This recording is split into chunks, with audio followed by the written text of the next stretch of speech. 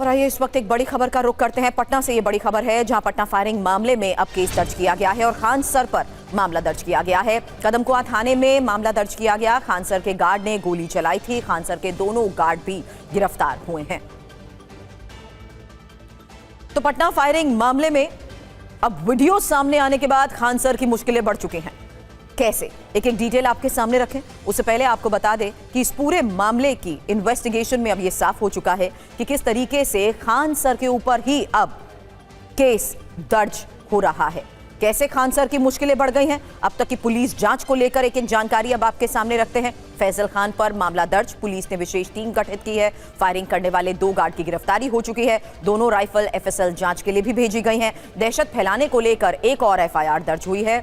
हालांकि अब तक क्या क्या सामने आया इस इन्वेस्टिगेशन में, खान सर के एक गार्ड से मारपीट हुई, पथराव और कोचिंग में तोड़फोड़ हुई, 2 गार्ड ने राइफल से फायरिंग की, गार्ड प्रदीप और कालेश्वर ने फायरिंग की और फायरिंग का वीडियो जिस तरीके से सामने आया, उसके बाद ही पूरे मामले में कई फैक्ट्स सामने आए। और रुपेश हमारे सहयोगी लगातार इस पूरे मामले की इन्वेस्टिगेशन पर नजर बनाए हुए हैं। रुपेश, यही मैं बात कह रही हूं, वीडियो सामने के आने के बाद जो फैक्ट्स सामने आए हैं उसने कहीं ना कहीं अब खान सर की मुश्किलें बढ़ा दी हैं और आज की खबर तो खान सर के खिलाफ ही केस है।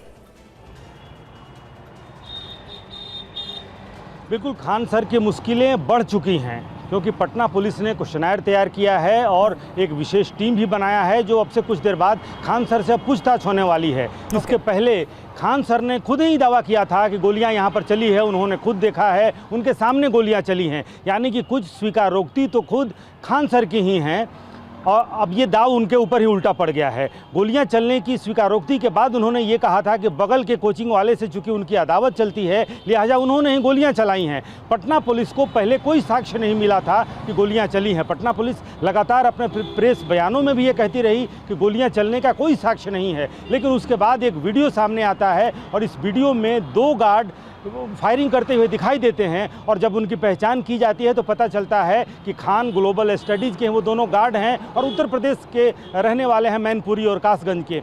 उनको हिरासत में लिया जाता है, पूछताछ किया जाता है।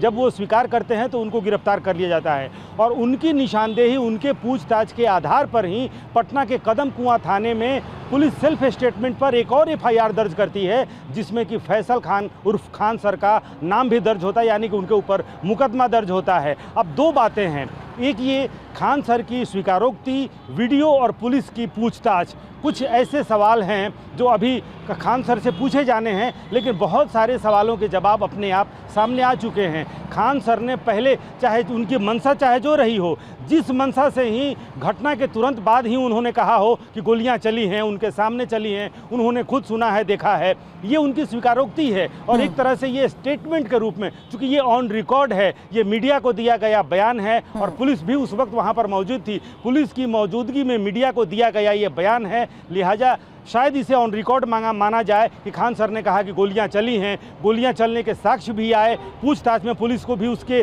सबूत मिले और उसके बाद से खान सर पर एफआईआर दर्ज किया है। तो अब मुश्किलें बढ़ने वाली हैं क्योंकि इसी मामले में फायरिंग जिसके ऊपर आरोप सिर्फ लगा था उनको गिरफ्तार किया गया, उनके 2 सहयोगियों को गिरफ्तार किया गया, उनको जेल भेज दिया गया। तो जब ज्ञान बिंदु कोचिंग के संचालक जो रोशन आनंद हैं और उनके 2 सहयोगी को जब इसी मामले में जेल भेज दिया गया तो उसी मामले में जिसके खिलाफ फायरिंग करने या कराने का आरोप है उनकी मुश्किलें तो बढ़ेंगी ही। ये जाहिर सी बात है कि पहली बार, चूंकि पिछली बार भी जब हंगामा हुआ तो खान रडार पर आए थे लेकिन वो हॉस्पिटल में भर्ती हो गए तो उनकी मुश्किलें थोड़ी कम हो गई थी, कुछ कानूनी दावपेच। लेकिन उसके बाद से इस बार अब जो फैसल खान हैं, खान ग्लोबल स्टडीज़ के कर्ता धर्ता, उनकी मुश्किलें निश्चित रूप से बढ़ेंगी और वो इसलिए बढ़ेंगी क्योंकि उसी मामले में किसी के ऊपर कार्रवाई हो चुकी है तो पुलिस के सामने। हालांकि कहीं ना कहीं खान सर को भी लगा था कि वो गलती हो रही है, लिहाजा उन्होंने सम्राट चौधरी की तारीफ कर दी।